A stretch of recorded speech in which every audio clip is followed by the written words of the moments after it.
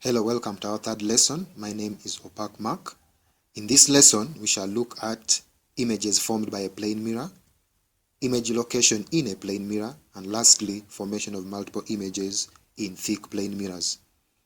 Let us begin by looking at image formation in plane mirrors.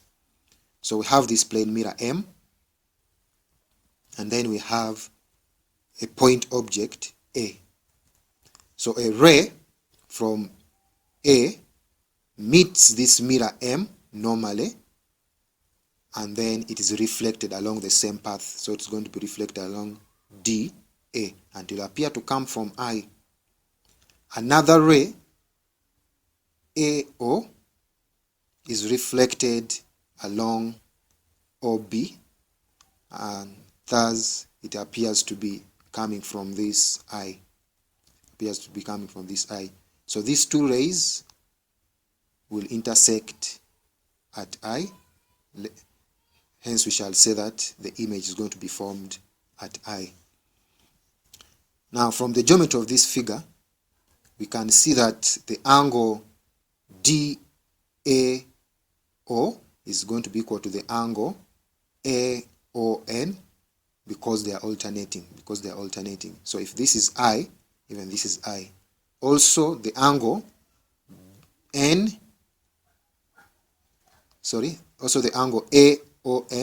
and the angle NOB are equal because of the second law of reflection. That is, the angle of incidence is equal to the angle of reflection. Also, we can see that the angle NOB is equal to the angle DIO because they are corresponding angles. So when we observe this, we can see that if the angle DAO is equal to the angle AON, and also the angle AON is equal to the angle NOB, and the angle NOB is equal to the angle DIO, then the angle DIO is equal to the angle DAO. So those two angles are equal. DAO and the angle DIO are equal. And because the angles are equal, it means that also their tan are also equal. Because if the angles are equal, then the tan of those angles must also be equal. For example, if you have the tan of 30, is always equal to the tan of 30 anyway. Because if the angle is equal, then their tan is also equal. So if you have said that this angle and this angle is and these angles are equal, then their tan must be equal. Then from trig, we can see that if you want to get this tan of DAO, we are going to get the tan of DAO is going to be the opposite, which is DO, over the adjacent, which is AD. And also the tan of DIO is going to be opposite, which is DO divided by the adjacent, which is DI.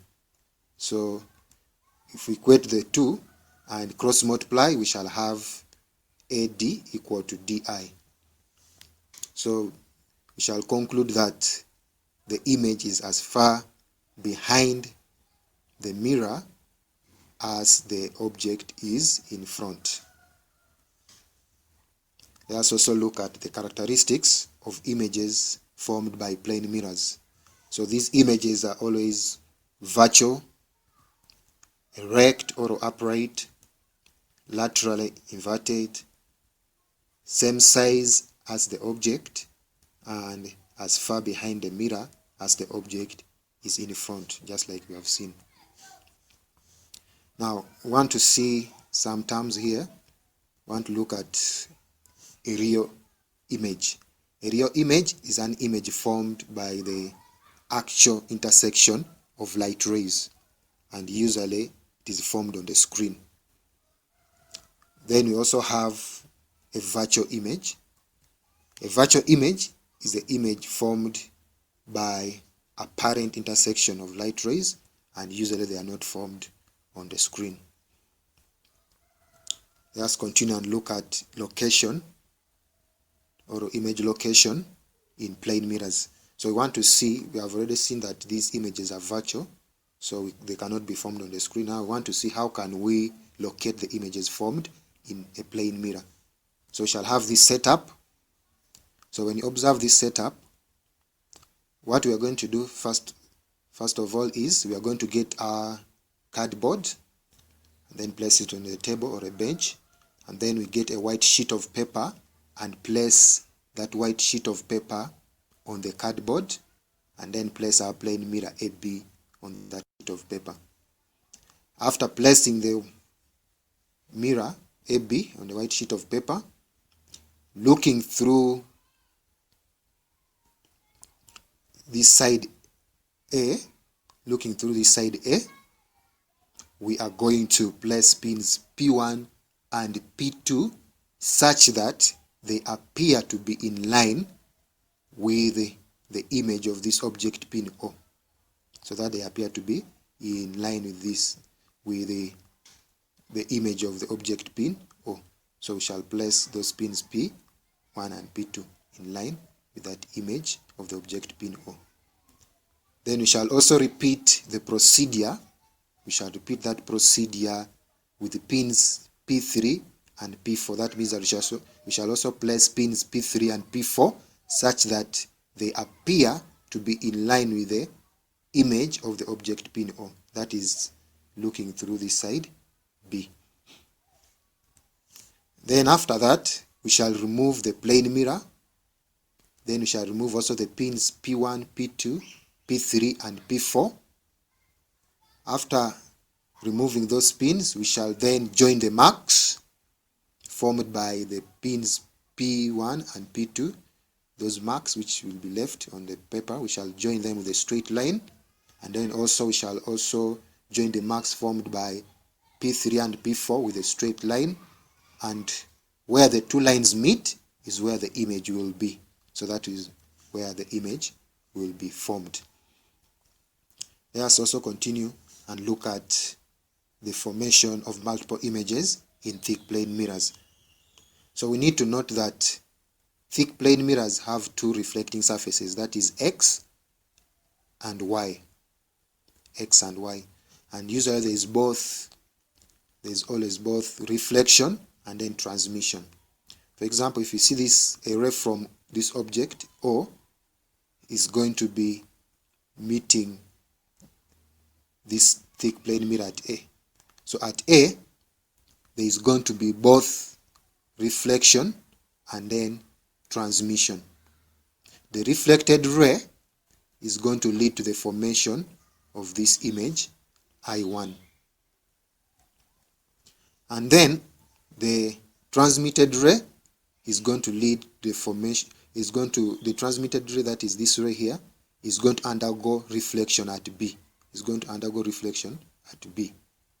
Then at C, there's going to be both reflection, so there's going to be both refraction, this is going to be a refraction, and then reflection.